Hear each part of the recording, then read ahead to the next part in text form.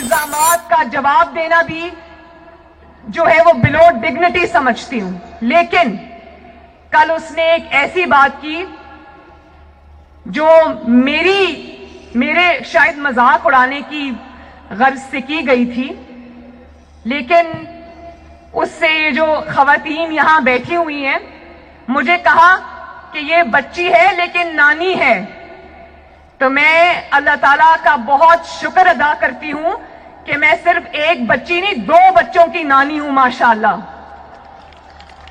یہاں ذرا ہاتھ کھڑا کریں، کتنی خواتین نانی ہیں، کتنی خواتین دادیاں ہیں؟ تو بتاؤ کہ کتنا خوبصورت رشتہ ہوتا ہے. یہ ہوتا ہے نا.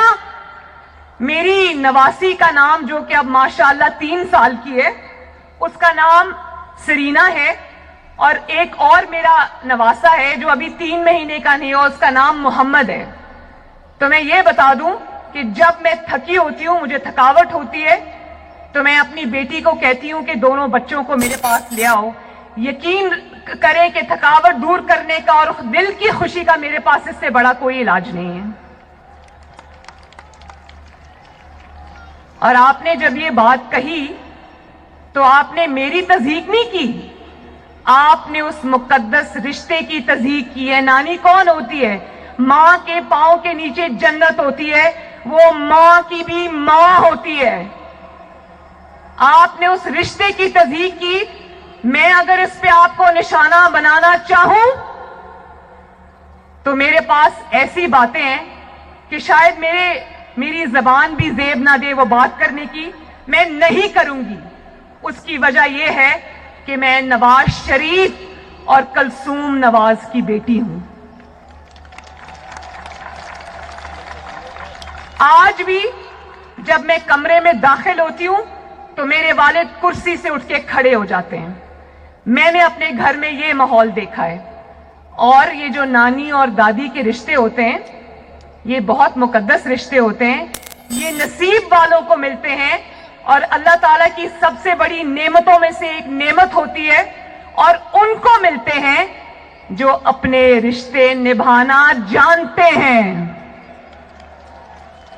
جو رشتوں کی قدریں جانتے ہیں، جو رشتوں کا احترام جانتے ہیں، جو خاندان کی اقدار کو جانتے ہیں، سمجھتے ہیں، اس کے پابند رہتے ہیں.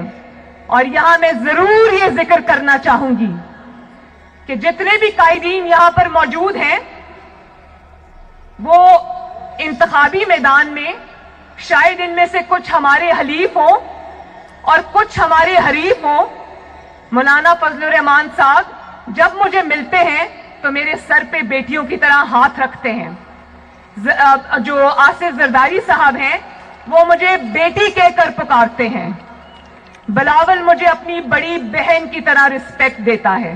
اور ابھی اچک زئی صاحب یہاں کھڑے تھے جب میں پچھلے سال بلوچستان گئی کوئٹہ کے جلسے میں، تو اچک زئی صاحب نے مجھے اتنی عزت دی. ڈرائیور نے میری گاڑی نہیں چلائی، 2 دن اچک زئی صاحب کا بیٹا میری گاڑی چلاتا رہا. اور جب وقت آئے گا، آج ہم سب پاکستان کے لیے اکٹھے ہیں، پاکستان کی عوام کے لیے اکٹھے ہیں، ان کا مقدمہ لڑنے آئے ہیں. جب وقت آئے گا تو ہم انتخابی میدان میں جب اتریں گے تو ہم ایک دوسرے کے حریف بھی ہوں گے، لیکن ہم ایک دوسرے کے دشمن نہیں ہوں گے. ہم ایک دوسرے کی تضحیک نہیں کریں گے. کیوں بلاول؟ آپ کی والدہ نے آپ کو یہی سکھایا. آپ کی والدہ شہید ہونے سے پہلے میرے والد کے اتنے قریب آ گئی تھیں، وہ بہن بھائی کا ایسا رشتہ بن گیا تھا جو آج میں اور بلاول نبھا رہے ہیں.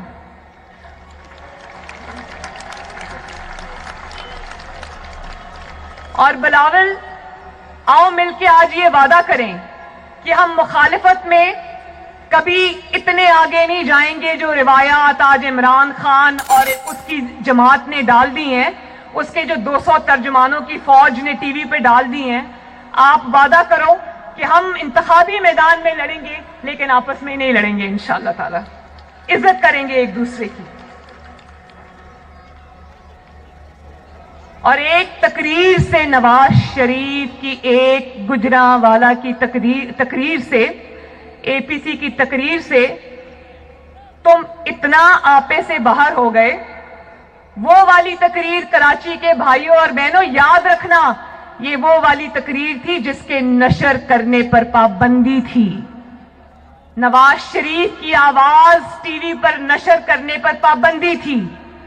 آپ کو پتہ ہے جب گجرانوالہ کے اشتہار ٹی وی پہ چل رہے تھے تو ہمارے کسی کارکن نے ان اشتہاروں کو چلا